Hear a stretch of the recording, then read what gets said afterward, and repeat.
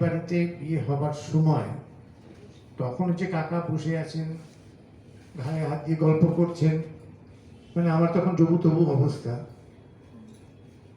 একে জামাই, তার উপরে আমার কাঁধে কার হাত, পণ্ডিত রবি শঙ্কর। তো অনেকটা তরিতাহতর মতোই আর কি। কিন্তু তারপরে দেখলাম যতই মানুষটির কাছাকাছি পৌঁছতে পারলাম, আমি পৌঁছানোর থেকেও উনি এগিয়ে এলেন। হয়তো বুঝতে পারছেন যে এর একটা সংকোচ কোনো জায়গায় হচ্ছে, সেটাকে কাটিয়ে দেওয়া দরকার, নাহলে আমাদের বাড়ির সঙ্গে মিশবে কি করে। যদিও মমর কাছে আগে শুনেছি কাকা, তার বাবা, অন্য কাকাদের কথা, তারা যখন কথাবার্তা বলেন কি ধরনের আলোচনা হয়, হাসি ঠাট্টা হয়, কিন্তু হলেও ওই একটা দূরত্ব তো ঠিকই যাই আমাদের মনে। একবার আমাদের শান্তিনিকেতনে একটা ছোট বাড়ি আছে, সেখানে কাকা আসবেন, কাকিমা আসবেন, তো আমরা তো খুব উৎফুল্ল, কাকা আসছেন। তো কাকা এলেন, ভূদেবদা ছিলেন সঙ্গে, ঝর্ণা বৌদি ছিলেন, আর অনুষ্কাও ছিল। প্রথমে ঢুকে বললেন, দাঁড়াও, আগে আমার পুরো বাড়িটা ঘুরে দেখতে দাও। না, দেখতে না, তুমি দেখাবে। আমি কি দেখাবো বাড়িতে? সামনে একটা মাঠ আছে, কয়েকটা আম গাছ আছে, একটা বিশাল বড় নিম গাছ ছিল তখন, এখন আর নেই। সেই সব দেখছি। বললেন, ওই দোলনাটা কি? মামু দোলে ওঠে? বললাম, না সবসময় না, হয়তো মাঝে মাঝে। দাঁড়াও, দুলে দেখি কতটা দোলে। সত্যি সত্যি দোলে, নাটরম ঝুলিয়ে রাখা আছে। তো উনি বসতেই কাকিমা বললেন, না তুমি নামো, আমি যাব। তো সেই দোলনার দুলুনি হলো, আর দাদাও ছিলেন, সবাই, তনুশ্রী সবাই ছিলেন। তারপরে ওপরে আমরা চলে গেছি ছাদে। বাহ, এখান থেকে তো অনেক দূর ধান ক্ষেত দেখা যায়। তখন আমাদের শান্তিনিকেতনে ওই তল্লাটে অত বাড়ি ঘরদর হয়নি। বর্ষার সময় কিরকম লাগে দেখতে। আমাকে বললেন, তুই দেখেছিস? হ্যাঁ দেখেছি, কিন্তু ওর দেখার মধ্যে একটা পার্থক্য থাকে, যে ওই সবুজটা দেখে তোমার মনে কিছু হলো কিনা।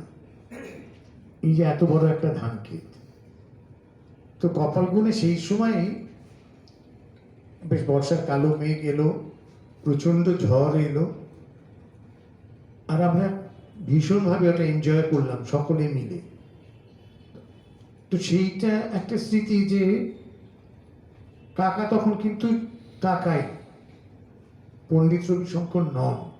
যেভাবে উনি চলাফেরা, কথাবার্তা, তারপরে বললেন যে না, এবার একটু আলোচনা হওয়া দরকার, কেন আমরা তো গেছি ওই আলোচনা করতে।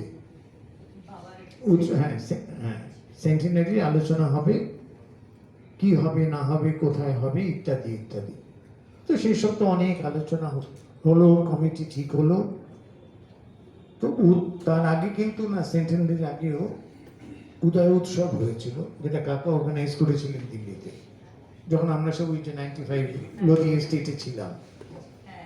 তো সেই আলোচনা, তো তখনও বুঝতে পারিনি ওটা ঠিক কোন স্কেলে হচ্ছে আর কি।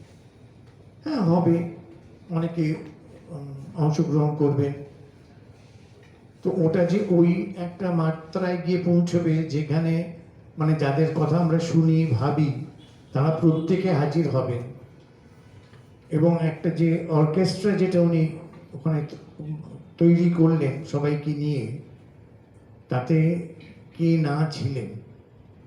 কিন্তু সেখানে কাকাকে দেখলাম, আমরা তো ভাবি কাকা মানে অ্যাজ এ কন্ডাক্টর সবাই তৈরি হয়ে থাকবে, উনি এসে ঠিক উল্টোটা, কে কোথায় বসবে, কাকে ঠিক স্পষ্ট পরিষ্কার দেখা যাবে, ঢাকাঢাকি চলবে না, সেইটা করে, এবং তারপরে মহড়া শুরু হলো। ওটা এতে হয়েছিল আমাদের শ্রী ফোর্টে। তো তার সঙ্গে আমাদের তো ভেতরে তখন কম্পন চলছে, কেন আমাদের একটা অনুষ্ঠান করতে হবে আমাদের দলের, তাছাড়াও মা করবেন তার দল নিয়ে। তো সুতরাং আমাদের তো সেই মাত্রাটায় পৌঁছতে হবে মাথায়, সেই চিন্তাটাই বেশি ঘুরছিল। কিন্তু কাকাকে দেখে মনে হলো না যে মানে কোন একটা রিস্ক নিয়েছি, বাবা এরা ঠিক পারবে, তো একদমই না। তো সেইখান থেকে কেন মনের জোরটা এসে যেত যে উনি যখন আছেন সব ঠিকঠাক হবে। সেই উৎসব তো পেরোলো, অনেকে এলেন। তখন তো শ্রীমতী ইন্দিরা গান্ধী আমাদের প্রধানমন্ত্রী ছিলেন, তিনি এলেন উদ্বোধনের সময়। সেই অনুষ্ঠানটা করার সময় যেটা দেখলাম, ওই সেই 95 লুধিয়া স্ট্রিটে বসার ঘরে সন্ধেবেলা বসা মানেই একটা ক্রিয়েটিভ কিছু হবে।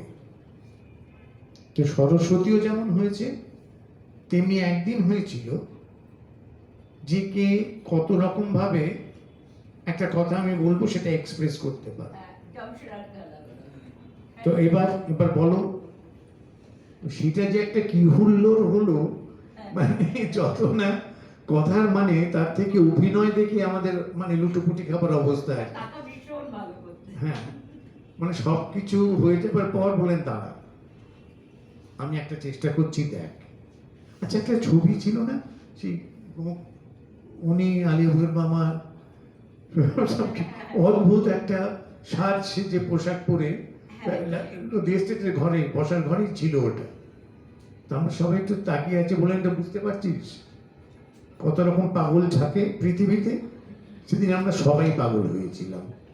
সেটা আবার যাতে ভুলে না যাই তাই ছবিটা তুলে রাখা আছে। এই স্মৃতিগুলো না কিরকম হয়